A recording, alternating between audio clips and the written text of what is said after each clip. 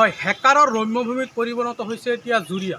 দেখা গৈছে জুৰিয়াৰ পৰা হেকাৰে বিভিন্ন সময়ত বিভিন্ন ধৰণে মানুহৰ পৰা আচলতে ধন লুটি নিয়াৰ কেইবাটাও অভিযোগ আহি পৰিছে। ইতিমধ্যে দেখা গৈছে দুজনকে বাইদেউৰ পাঞ্জাৱ বেংকৰ একাউণ্টৰ পৰা এজনৰ পৰা 10,000 টকা আৰু এজনৰ পৰা প্ৰায় 9,500 টকা হেকাৰে লুটি নিছে। 9,500 টকা লুটি নিছে পাঞ্জাৱ নেশ্যনেল বেংক ছিঙিয়া শাখাৰ পৰা, আনহাতে 10,000 টকা নিছে জুৰিয়া পাঞ্জাৱ নেশ্যনেল বেংক জুৰিয়া শাখাৰ পৰা। আনহাতে আৰু এটা দেখা গৈছে ইয়াৰ দুদিন আগতে এজন ব্যক্তিয়ে আমাক অভিযোগ কৰা মতে জুৰিয়াৰ পাঞ্জাৱ নেশ্যনেল বেংকৰ জুৰিয়া শাখাৰ পৰা তেওঁৰ একাউণ্টৰ পৰা 25,000 টকা হেকাৰে লুটি নিয়া বুলি আমাক অভিযোগ কৰিছে।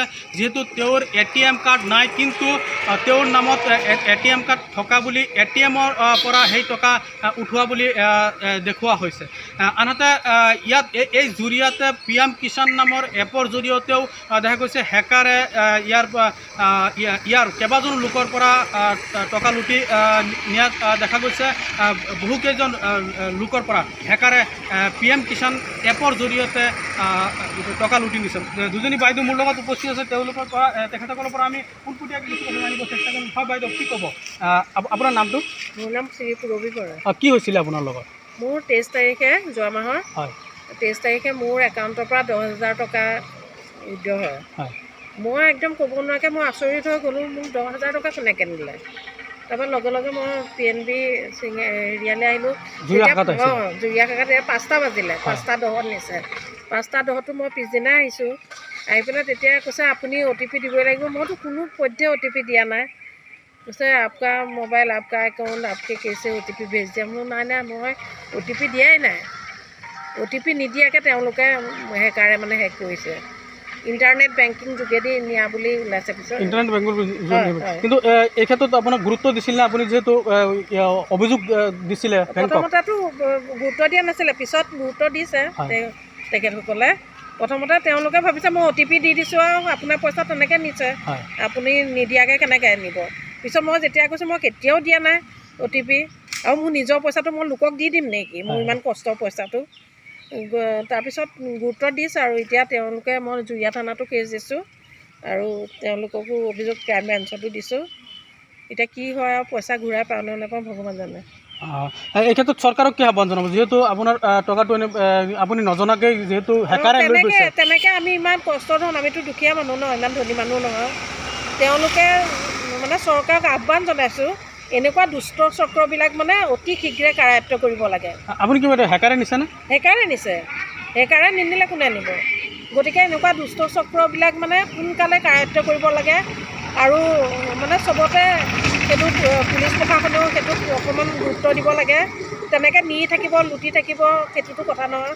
আমি বেংকৰ ওচৰতো এতিয়া সুৰক্ষিত নহয়, আমাৰ পইচা এতিয়া বেংকত থৈও আমি সুৰক্ষা নাপাওঁ। হয়, ধন্যবাদ আপোনাক। আচলতে এই চাইবাৰ কামৰ জৰিয়তে দেখা গৈছে বহু লোকক এনেকৈ ঠগা দেখা গৈছে। হেকাৰে বহু লোকৰ টকা ধন, আচলতে সাঁচতীয়া ধন এইদৰে বেংকৰ পৰা উঠাই লোৱা পৰিলক্ষিত হৈছে। আৰু এজনী বাইদেউ আছে, যিজনী বাইদেউৰ আজিয়ে ৰাতিপুৱাতে হেকাৰে তেওঁৰ বাইদেউজনী একাউণ্টৰ পৰা 9,000 টকাৰ 9,500 টকাৰ ওপৰত হেকাৰে লৈ গৈছে। আৰু বাইদেউজনীৰ একাউণ্ট আছিলে পাঞ্জাৱ নেশ্যনেল বেংকৰ ছিঙিয়া শাখাত। বাইদেউ মোৰ লগত আছে, বাইদেউৰ পৰা পোনপটীয়াকৈ কিছু কথা আনিব চেষ্টা কৰিম। হয় বাইদেউ, কি ক'ব? আজি যিহেতু ৰাতিপুৱা আপোনাৰ হেকাৰে আপোনাৰ বেংক একাউণ্টৰ পৰা টকা নিছে, কেনেকৈ নিছে, কেনেকৈ গম পালে? হয়, মই যেতিয়া বিচনাত আছোঁ, বিচনাত শোৱাৰ পৰা উঠিছোঁ, উঠি মোবাইলটো চাইছোঁ, বহুত OTP আছে আৰু এই মেছেজটো আহিছে 9,952 টকা। যেতিয়া মোৰ নাইকিয়া হৈছে বহুত দুখ লাগিছে, কাৰণ মই বহুত কষ্ট কৰোঁ আৰু মই জীৱিকা সখী হওঁ জুৰিয়া ব্লকৰ। গতিকে মই চৰকাৰক অনুৰোধ জনাইছোঁ অতি সোনকালে যাতে এই দুষ্কৃতিকাৰীক ধৰা দিয়ে। আপুনি কোনটো শাখাত আছিলে? মই ছিঙিয়া পাঞ্জাৱ নেশ্যনেল বেংকত আছিলোঁ। ছিঙিয়া শাখাত আপুনি এই বিষয়ে শাখা প্ৰবন্ধকক জাননী দিছে? জনাইছোঁ। কি কৈছে আপুনি? তেখেতসকলে সেইখিনি কমপ্লেইনটো কৰিছে আৰু যোগাযোগ কৰিছে যিখিনি কৰিব লাগে। আৰু এতিয়া মই জুৰিয়া থানাতো এখন এজাহাৰ দাখিল কৰিছে। চৰকাৰক কি আহ্বান জনাব? যিহেতু চৰকাৰক এইটোকে আহ্বান জনাইছোঁ যে তেখেতসকলে এই দুষ্কৃতিকাৰীক আজি মোক কৰিছে, কাইলৈ বেলেগক কৰিব, এনেকৈ কৰিয়ে থাকিব। গতিকে অতি সোনকালে এই দুষ্ট চক্ৰটো ধৰা পেলাব লাগে আৰু সেইটোৱে।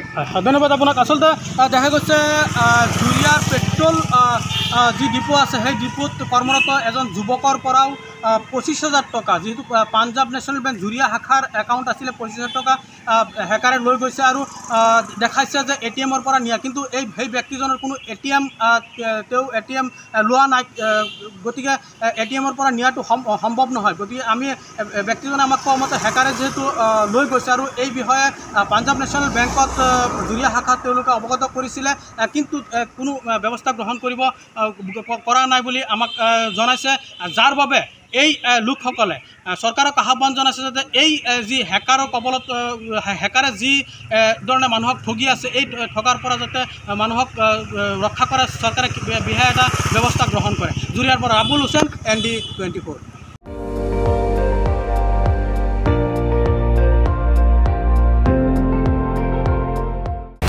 আপুনি চাই আছে ND24 সৰ্বশ্ৰেষ্ঠ নহয় সৰ্বোত্তমৰ দৌৰ